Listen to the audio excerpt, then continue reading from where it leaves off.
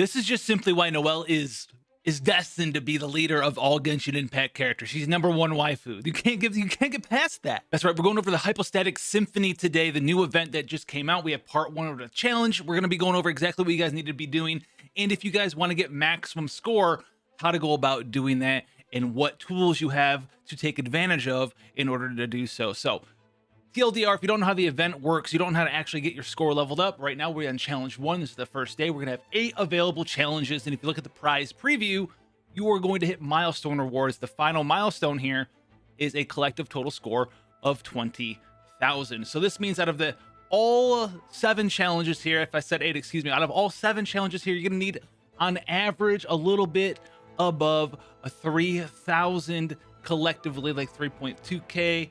We're going to be tackling the Hypostatic Symphony event that just launched for Genshin Impact. If you guys don't know that, it is now out. We're going to be going over everything you need to be doing in case you want to hit that maximum high score, at least get the highest score that you can gain access to, and what tools you have in your back pockets to make sure that you can get this stuff done. So, quick TLDR, if you haven't paid attention, what's the point of getting a high score in the Hypostatic Symphony event? If you look at the prize preview button, you go down to the milestones, you will see that you need to hit a total of 20,000 to get the full clear on the shop. Now, this means because there are 7 different days, so 7 different challenges, if you get an average of 2,870 points per challenge, you're going to be in the clear to clean out the shop in its entirety. So that is what you're really aiming for if you want to get the entire shop down. If you want just the Celebration Hypostasis name card style, as well as all of the EXP books, then you only need to hit 14K there. So it's gonna be a little bit easier for you guys out there. So how does this work? How do you get a high score here?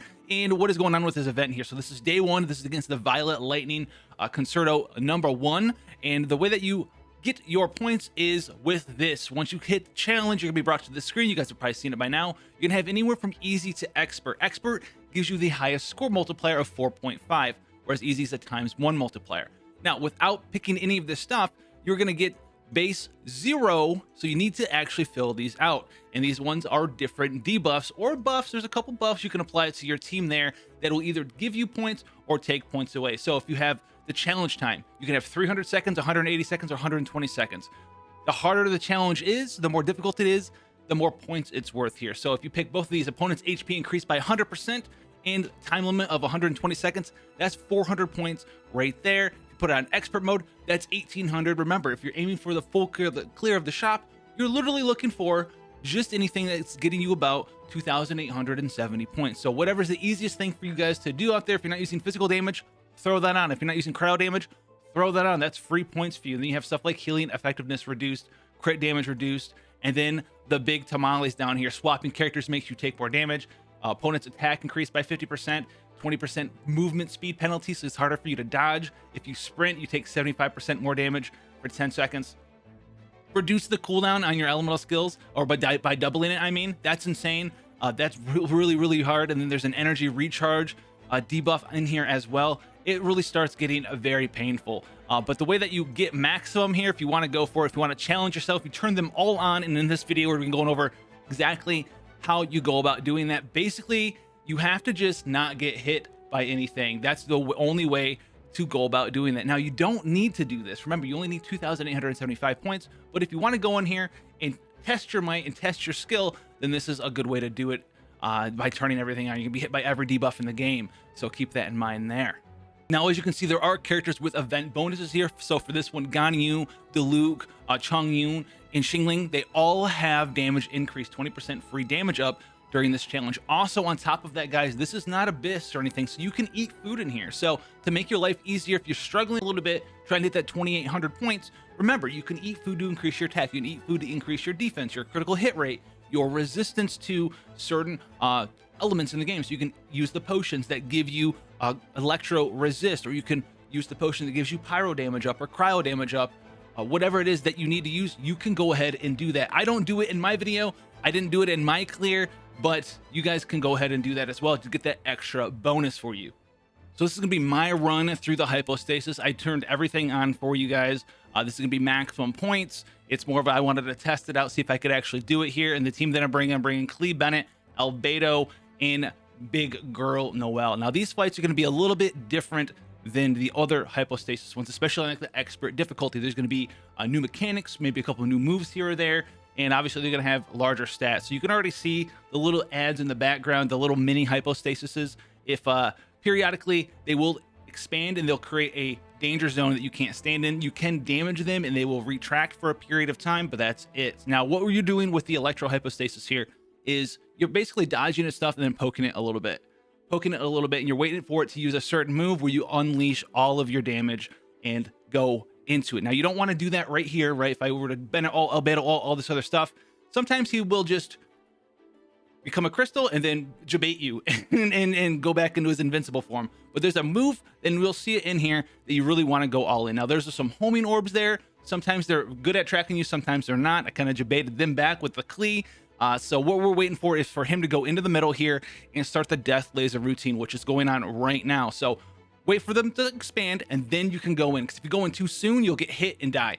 But after they expand, you can go in. That's a safe zone until he's kind of done with this move, and then they all will collapse back and absolutely clap you. So you want to go in here, drop everything you have, and that's the collapse move that should one-shot us, but we had the big Noelle shield on, so that is going to be awesome. Another reason Geo characters are just so good, because we would have lost a little bit of DPS having to figure out whether or not we needed to leave or not. But if you don't have a big Geo shield like that, just remember you have like 4 seconds, 4.5 seconds, then you need to get out of there. So after you do deplete his HP, he's going to blow up, and for me, he blew up into one big one and then 2 pairs of 2 tiny ones here. So you want some sort of cryo damage or pyro damage to actually blow those up. You're going to need that in order to defeat this boss.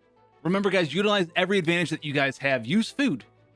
There's nothing else in the game to use that food on, right? You can't use it in hard stuff like the Abyss. So this is going to be something that you can test your might. And if you're trying to get to that 2,900, 2,875 points per challenge, you're struggling, make sure you use your food. Make sure you use your potions. Get in there. If you happen to have the characters with event bonus damage, get in there as well. You don't need to hit the 4,275 unless you're just trying to see if you can get there. But remember, certain things are going to affect you in certain ways, right? Are you bringing a healer? If not, this one doesn't matter at all. Are you planning on not getting hit? Then turn all of the damage buffs on and just don't get hit the entire time. What is going to be easier for you is going to be dictated about how you play the game. And that's basically what this event is boiled down to. That's why it's cool, is some things are going to be harder for you to do than it is going to be for another player to do. Maybe you're really good at dodging and the other guys are really not that good at dodging. So you can turn all of your healing stuff off, all of the damage stuff off. They don't really care.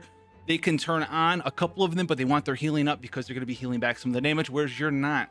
So if maybe he's got better offensive gear than you do, so he can turn on higher HP pools and things like that. So keep that in mind there. So as far as what combinations of things should I be using to hit that 2,800 cap, I'm glad you asked. The answer you might be looking for, though, is not the one that you're going to be getting. So we have 180 seconds here. If you can do it faster, do the 120 seconds.